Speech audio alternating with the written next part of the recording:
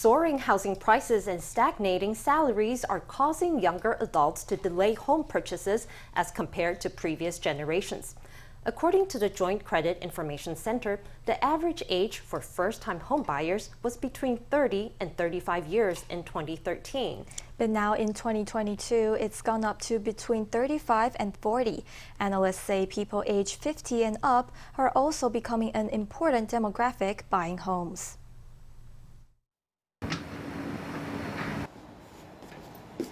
Wen-wen is 43 years old and works as a sales assistant. After a long day of work, all he wants to do is go home and have a rest. Had he not saved up for a down payment a few years ago, he would now be like a snail without its shell. 快要40岁的时候才买得起房子。 I only bought a home when I was nearing 40. If there hadn't been this affordable housing development, I would only be able to buy a house now, because I think in general, salaries are not as high as they used to be. With housing prices on the rise, people are purchasing homes later and later. According to data from the Joint Credit Information Center, 22% of people taking out a mortgage in the first quarter of 2013 were aged between 30 and 35. In the first quarter of 2022, the main groups were people aged 35 to 40 and 50 and up. Those aged 50 and up made up for 20% of the total, accounting for a large portion of home buyers. 50岁以上的购物族群会比较明显的增加。